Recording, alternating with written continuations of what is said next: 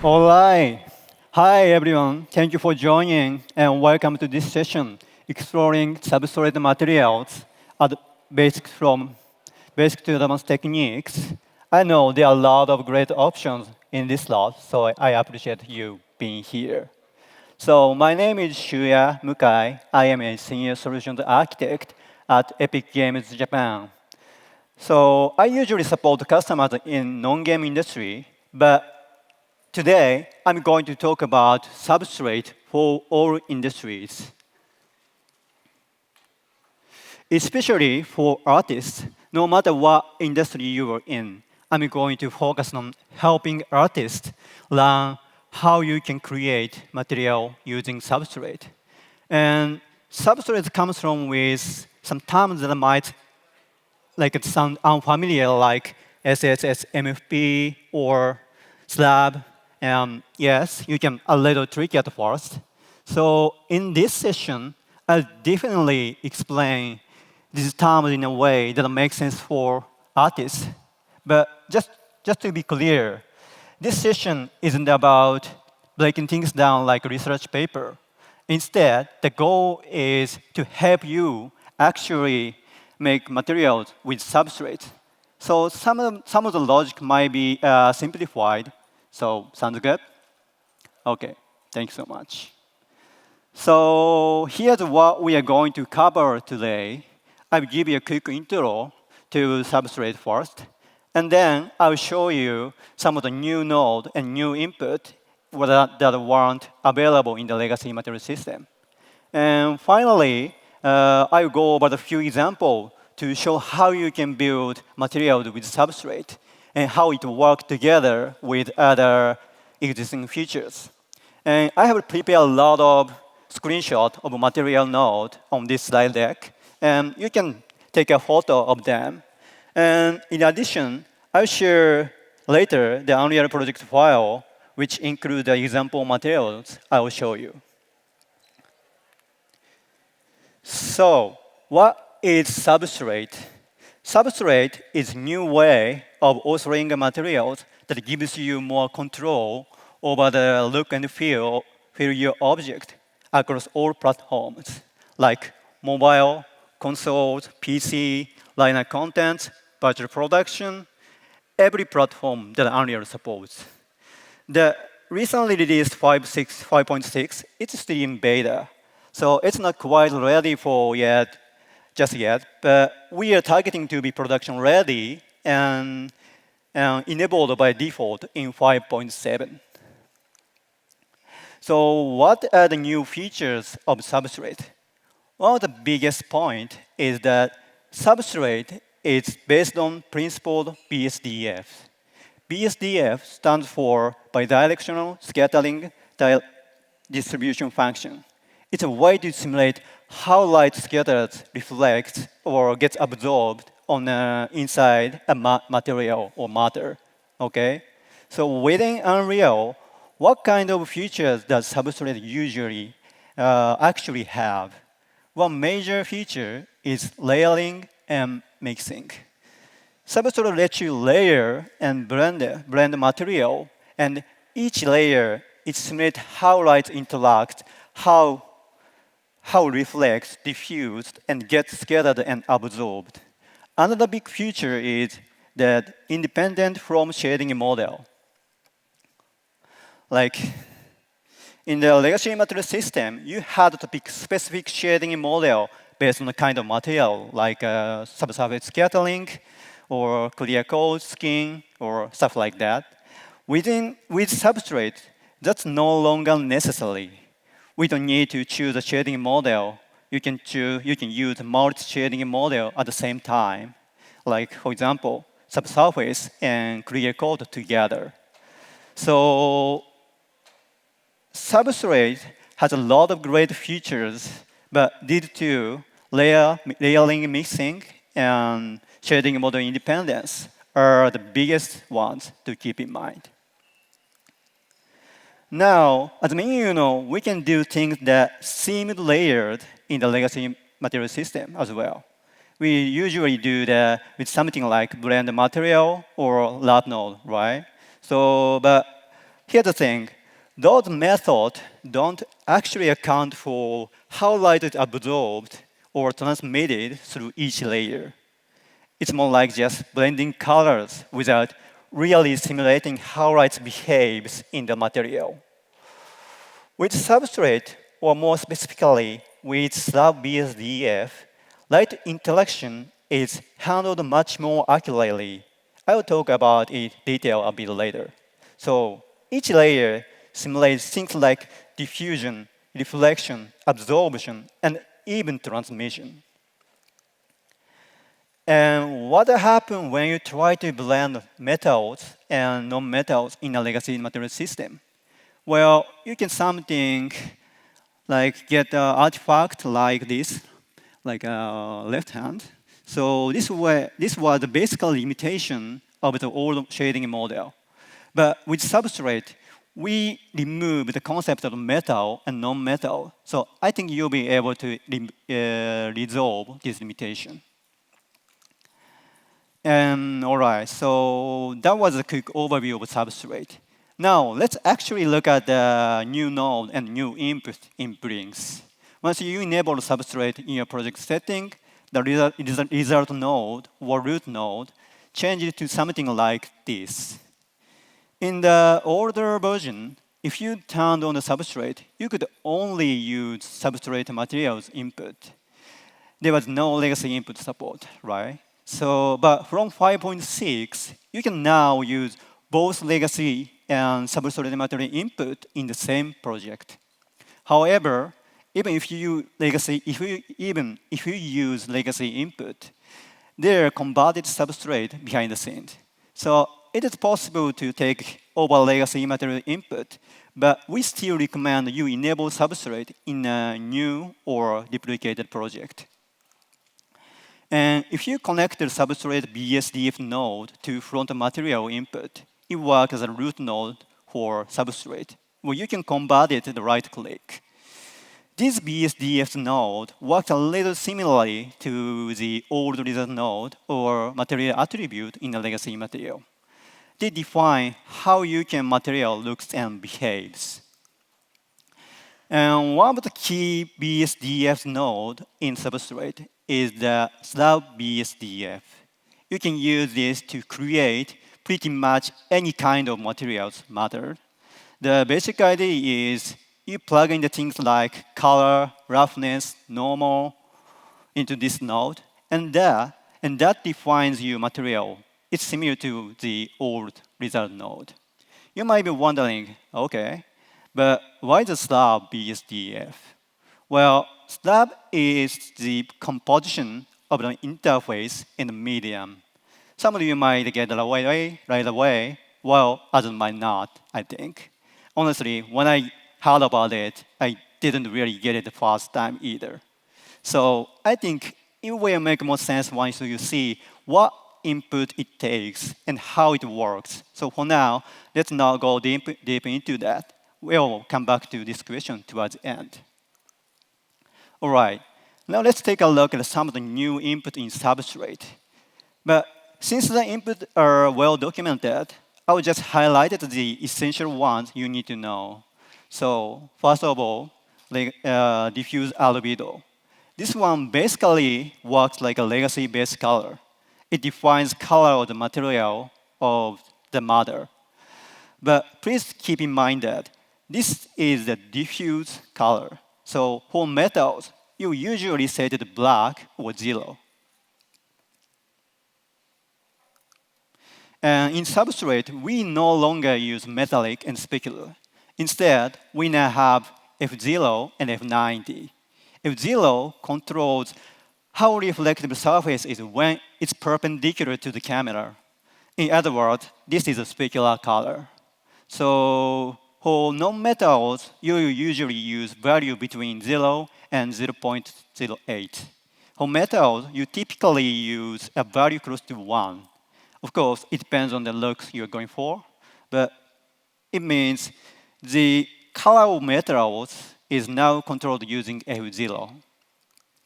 And about F90, this input controls the specular color when the surface normal is 90 degrees from the camera. So basically, it defines each specular color. In most cases, you will just leave this the default value of 1, unless you're going for something a bit more unique or stylized or certain special materials. If you are used to the old workflow, this F0 and F90 might feel a little bit confusing at first, but don't worry too much about it.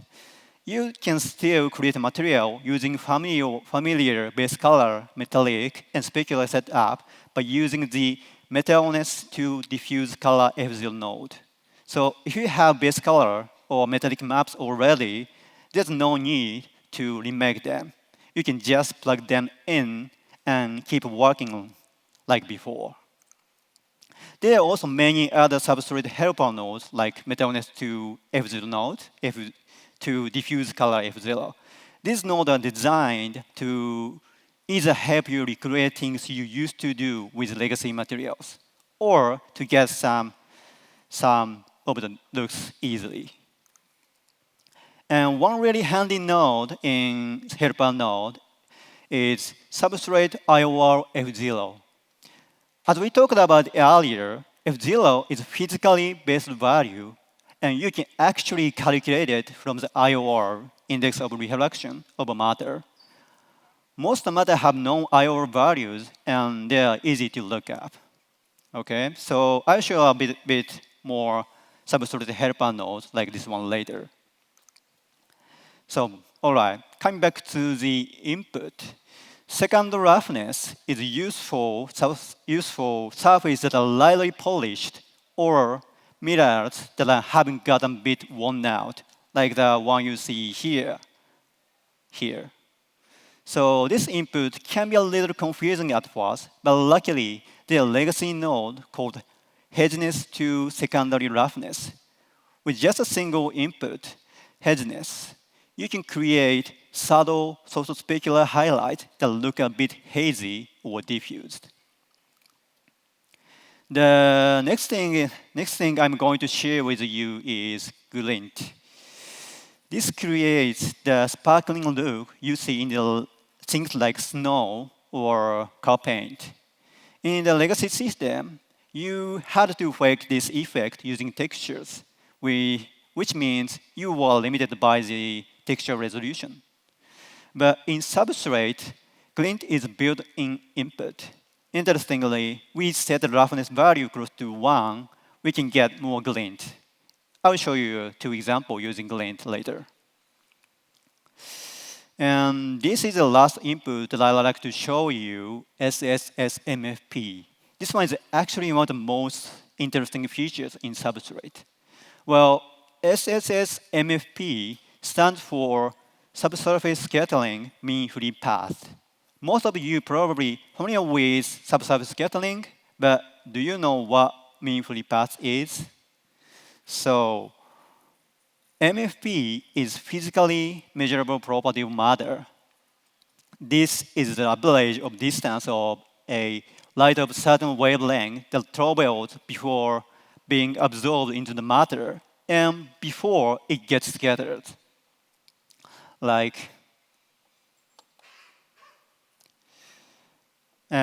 This input lets you control how light is absorbed, scattered, or transmitted through a matter. If the light is mostly absorbed and scattered in the matter, you get a soft subsurface look. And if light travels farther, the material can even appear translucent look.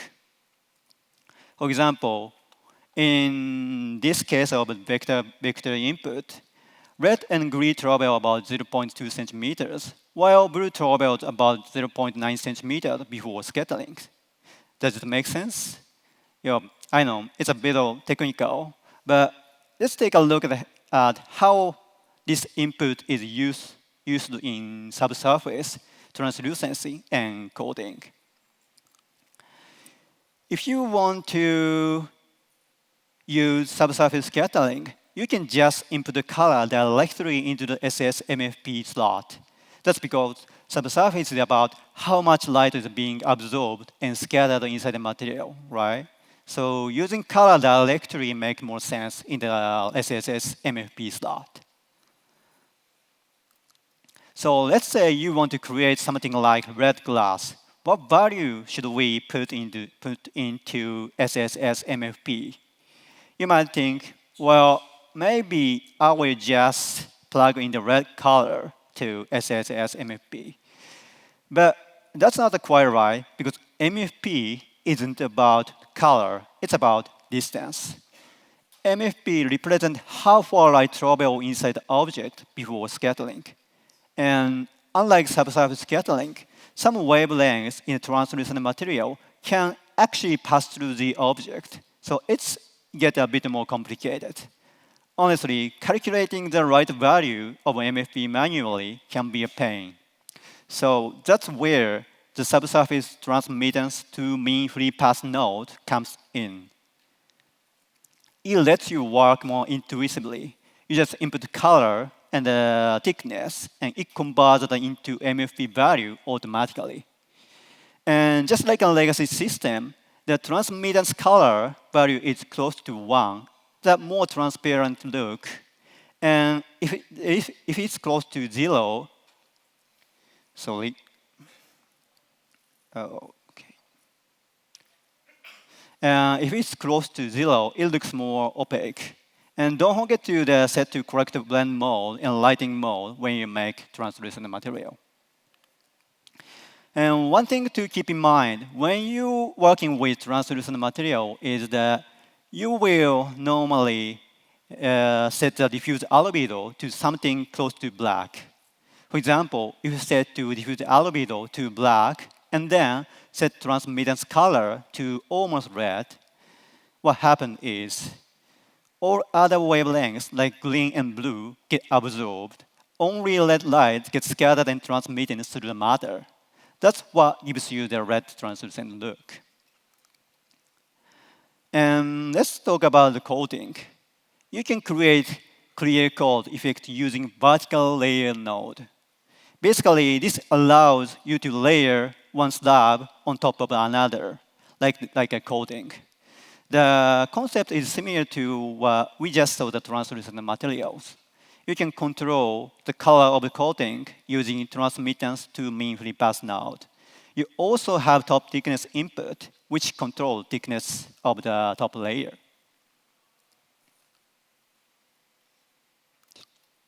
The vertical layer node is actually one of the several operator nodes. Operator nodes are used to layer or mix different slabs. And these are the main ones you'll be working with the top 3 nodes. The select nodes was added in 5.6, and it works kind of like switch node. It lets you switch completely between 2 slabs. The add node, on the other hand, literally adds one slab to another. But for your information, adds breaks energy conservation. So it's not physically accurate. The substrate horizontal blend is used to blend 2 slabs horizontally. The mix input controls how much of each one you see. If it's set to 0, you only see the background slab. If it's set to 1, you will see the foreground slab instead. It works similarly to lap node, but it's for full slab. So not just values. This is a really useful things like dot mask, paint chipping, or any material breakup where 2 surfaces need to be mixed together. The coverage weight node is typically used together with vertical layer node. It's great for situations where you want to mask out part of the coating. When the weight value is set to 0, the top slab, which is the coating, is completely hidden. When it's set to 1, the top slab is fully visible, just like a normal vertical layer. So it gives you a pixel level control over where the coating shows up. Now let's take a look at the difference between just using vertical layer and using vertical layer with coverage weight. On the left, we have basic material using a standard vertical layer. The top slab fully coats the bottom. In the middle, we are using checker texture to vary the top thickness input. Some areas set to 1, others to 0. But as you can see, even where the thickness is 0, there's still a visible clear coating. And on the right, we are using the same checker texture, but this time we are plugging to the weight input of the coverage weight node. And now you can see area where the weight is 0, there's no coating at all, right? So that shows the difference between varying thickness and varying coverage. And what's the difference between vertical layer plus coverage weight and horizontal blend? When you are blending opaque slab, you will often get a very similar visual result with either method. But the key difference is the horizontal blend isn't layering, it's just mixing. That means the foreground and background foreground and background slab are blended. You don't see this through the foreground to the background. So if you're trying to place a translucent material on top of an opaque one, horizontal blend won't be the right choice. So we are going through the most of the important input and node for building a material with substrate slab BSDF. So let's go back to the question we asked at the beginning, what is a slab then? Slab is the composition of the interface and the medium. The interface is where light interacts with the surface of the material. It defines how light reflects or reacts on the surface. And it's mostly defined by things like roughness, normal, diffuse albedo, F0, and F90. The medium is volume underneath the surface, where light is scattered, transmitted, or absorbed inside the matter. This is the most defined by SSS MFP. And so some extend diffuse albedo. In other words, substrate slab BSDF is designed to simulate them based on the real-world physical principles. Of course, there's exceptions, but in many cases, you can replicate the look of real-world matter using this slab BSDF. But with that said, I know some of them might still feel a little hard to grasp, right? So let's get deep into some real material example using Substrate. I put together 5 different materials, and I've also included some of the newer features from UE5. The first example is accumulation of snow. I'll show you how to create some material using Nanite displacement. In this scene shown here, snow is layered on top of the various megascans assets. I'm not replacing the base material. I've just added a snow effect on the top of the existing megascan default materials. So here, all the material graph, but the part highlighted in the red is the material which comes from the default megascans asset. So we won't be covering that section today, but because there are some of the other important points that I'd like to share with you today. Let's start by looking at how the snow part of the material is set up. This section here is the snow slab. For the textures, I'm using snow maps from Megascans, so you can get realistic detail right out of the box. One key part of the setup is glint. It adds variation to highlights and creates the subtle sparkly effect you see when snow catches the light. It's a bit hard to see in the screenshot, but it's like here. I also recommend set the SSS MFP to light bluish value here. It gives snow a softer and a more natural look. And this part handles snow mask. Basically, it lets us control where snow accumulates of the object. Nothing too new here, but I'm using pixel normal node to isolate the top-facing part of the mesh and use that as a mask. The snow amount parameter controls how much snow builds up. It will be connected to the displacement, and it affects the height of the snow of the surface. Just to let you know, the Nanite displacement was introduced in 5.4. As many of you know, displacement as actual surface detail based on grayscale height map or grayscale displacement map. The challenge with displacement is that it requires very high mesh density, which makes it impractical for real-time rendering in the past. But thanks to Nanite, we can now tessellate mesh in real time. And Nanite displacement also works on the landscape. Here's a setup that adds snow to the original material. I'm using horizontal blend to mix the snow slab with the original material of the object. The mixed value is driven by snow mask we created earlier. By multiplying the mask with the snow displacement texture and feeding the result into the displacement input, we are able to control both the overall snow shape and the fine surface detail. And Carpaint is a perfect real-world example for showing what you can do with Substrate. That's because Carpaint is naturally a multi-layered material, which shows how Substrate handles layering. Carpaint is also a good example of glint. When you want to simulate metallic flakes, like you see here on the food, you see like a shiny part. So, oops. Getting a bit more technical, but Carpaint is actually made up for multi-layered, like one disk graph. You can see that at the top, you have the clear code, and followed by the base code, which defines the main color. And underneath that main code is the primer layer, often with metallic flakes on the primer.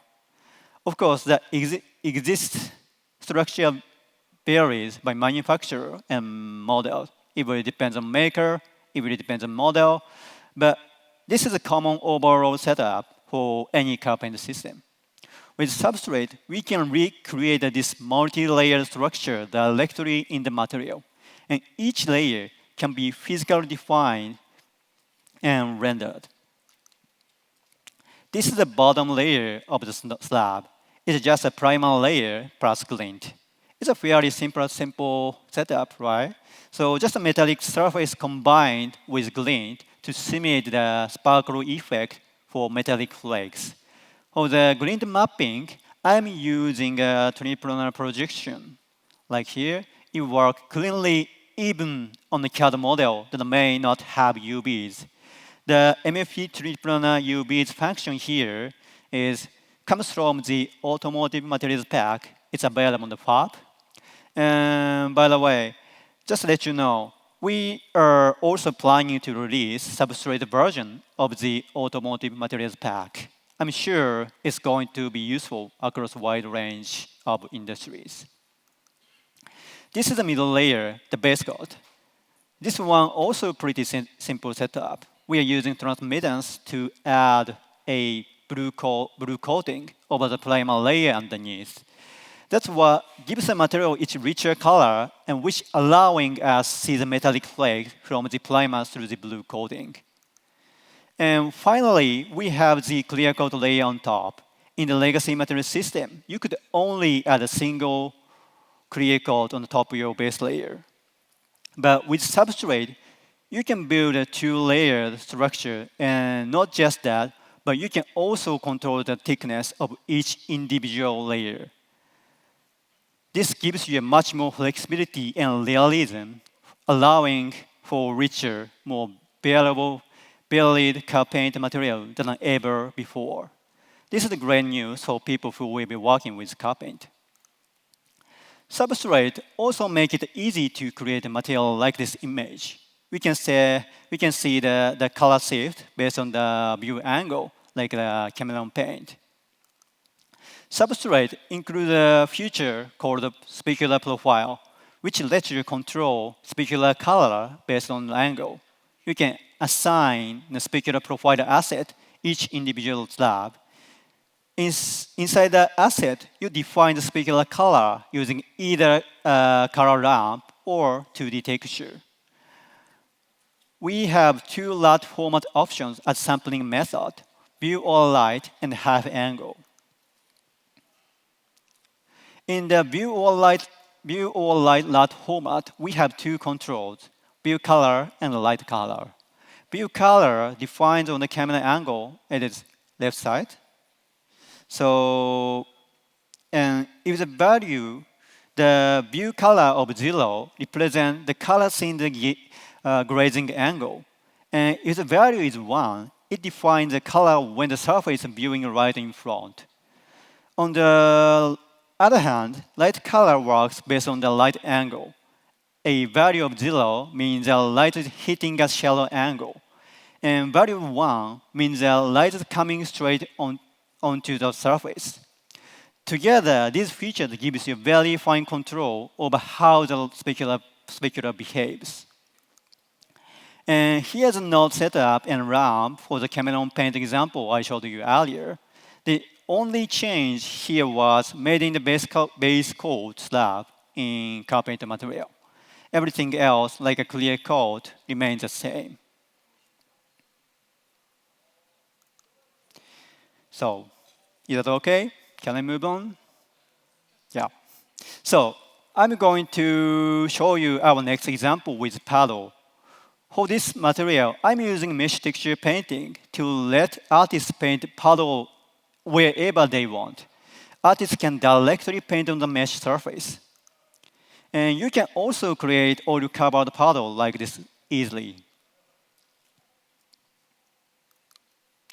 Let's take a look at how it's actually set up. Here's a full material graph of puddle, and this part focuses on the asphalt pitch slab. I'm using Megascan texture here as well. And this part, there's nothing special going on. But this is a slab for the water layer in the puddle material. I'm using transmittance to mean free path to control the transparency and the color of the water. I've also added just a little bit of normal detail to slightly distort the reflection. The small tweak really helped make the puddle for more natural and realistic. And for the oil effect, I'm using the Substrate thin film node. With the thin film node, you can easily create iridescent materials like soap bubbles, oil slicks, and more.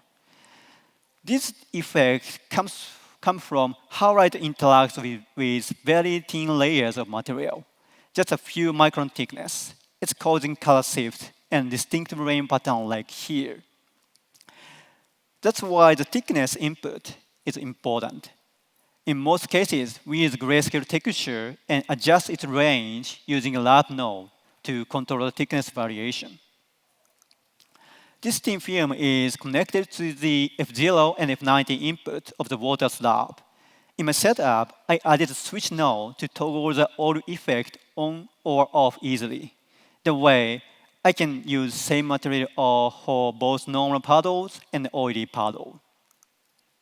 I'm using vertical layer node to stack the water slab on the top of the asphalt slab. If we use only vertical layer, the entire surface would be coated. So we are using coverage weight as well to control where the water actually appears. For the weight input, I use mesh texture color paint, which let me manually paint puddles wherever I want it on the mesh. In terms of mesh paint, with existing Nanite meshes, we can store or paint per instance vertex colors directly in the level, right? That's where the mesh texture color paint feature from 5.5 comes in. It allows each Nanite mesh instance to have and use its own paintable texture, which can then be used directly in the materials. This one is very easy to use. If your material use the mesh paint texture object node to access a texture associated with each instance. The mesh paint texture replace node lets you define the fallback using default value when no texture is present, and then you switch it to painted texture if there is one. Once that's set up, you can go into the level and start painting directly on each static mesh instance using the mesh paint mode. Okay, Instead of using the painted mask by the mesh painted on its own, I multiplied it with the asphalt height map, and then I used the result to plug into the top thickness input of the puddle layer. This allows the puddle to show the natural bumps and dips on the asphalt. In the shallow areas, the higher part of the asphalt texture remain visible, making puddle looks more realistic. So, in our next example, we have a river material. What's interesting here is everything, the riverbed, the water, and the floating leaves, is created using just one single material. Here you can see the full material graph for the river setup. To give the riverbed rocks more three-dimensional look, I'm using parallax occlusion mapping. While displacement could also use it, it requires combining all three layers displacement value, which can make things pretty complex. So in case like this, parallax occlusion mapping will be much more practical and simple solution. This is a slab used for the riverbed. While parallax occlusion mapping isn't a brand new technique, but it's still very useful. With just a node setup and the height map, you can easily add surface detail. Thankfully, many Megascan surface assets already include the height map. Normally, parallax just goes through into UV input of texture sample, right? But here we are adding a small amount of water normal to the result of parallax. That gives us nice underwater distortion effect, kind of like refraction, but way cheaper. This is a slab for the river water. Just like the previous examples, I'm using SSS MFP to control the color and the transparency of the water. But in this case, the water layer is much thicker than, for example, the puddle or glass, right? So therefore, instead of using transmittance node, I input the value directly to SSS MFP. In this case, it's just easier to control that way. I'm also using a substrate IOR to F0 node here. So it's faster way to get the F0 value from the matter IOR. For the fallen leaves, I'm simply using the Atlas texture. There's nothing special. In this slide, we can see how the three slabs are layered and blended. The water slab is layered on the top of the riverbed rock using a vertical layer node. By plugging the rock height map into the top thickness input, we can control the perceived depths of the water. This thickness value aren't physically accurate, but they are tuned to get the best visual result.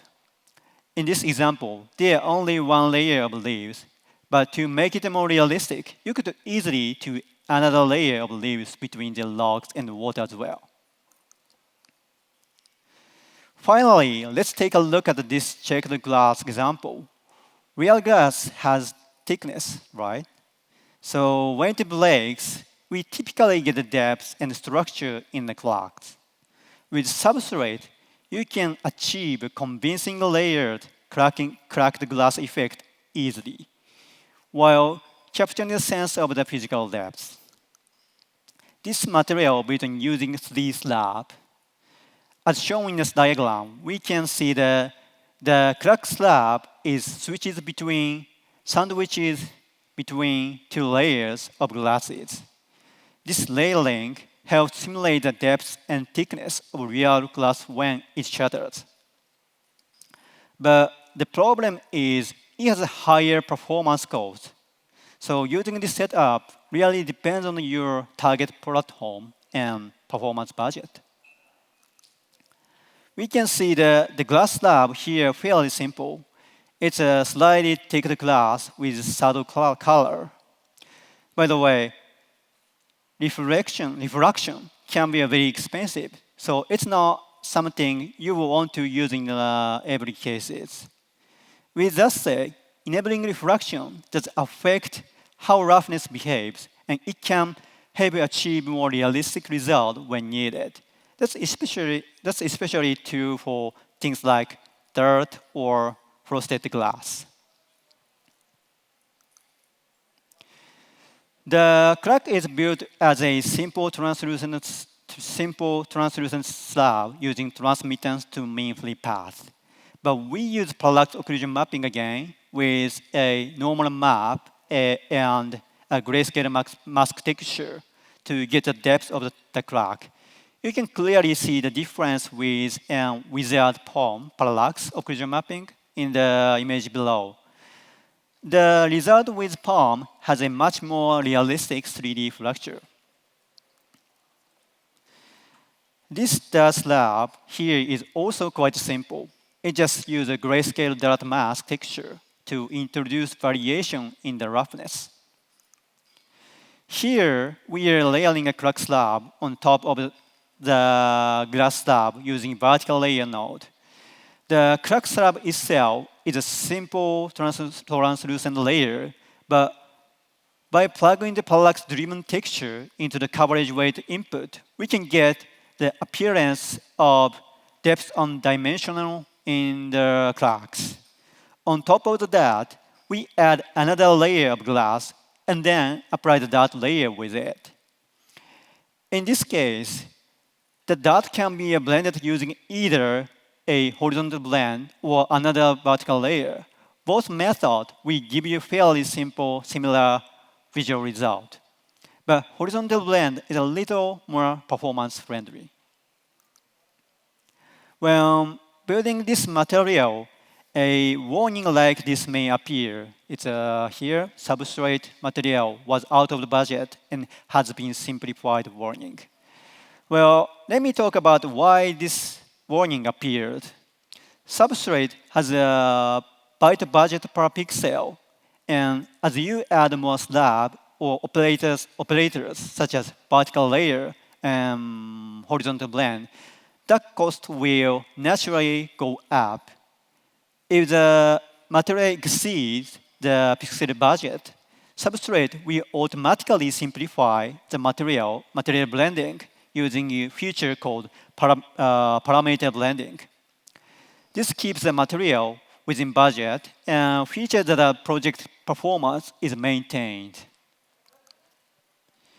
And each additional slab roughly double the cost of the lighting evaluation.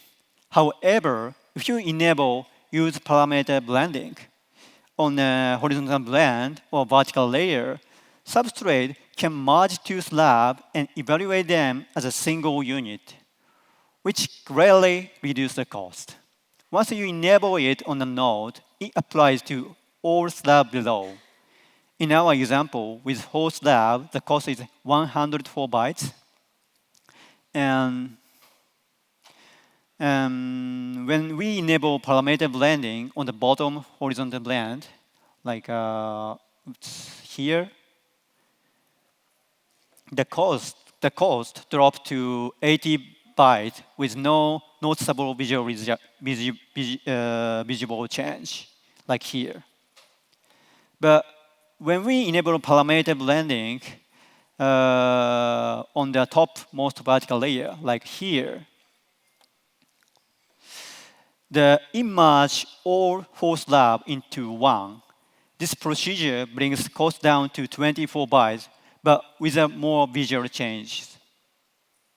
So Substrate will do this automatically when the material exceeds the per pixel byte budget. It really depends on how much simplification are you willing to accept and where does the performance matter the most. We can also change the substrate pixel budget using a console variable. The variable is r.substrate.bytes per pixel. I recommend adjusting it depends on your target hardware or performance goals.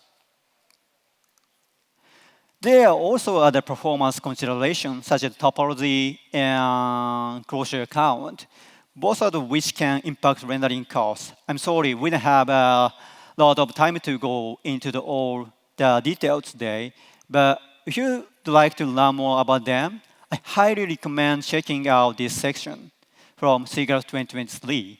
It's a great deep dive into Substrate, presented by amazing engineers in Epic. I personally found it really informative. And you can download the project file with all 5 materials examples from this session. Please note that Megascan's assets are not included due to the license restriction. Sorry. But I've added links to all the Megascans or fab assets I used, and you can download them and recreate the same look. I hope this material gives you some inspiration and help you start creating your own material with Substrate. Well, I'd like to conclude here. Thank you so much for your time and attention. So thank you so much.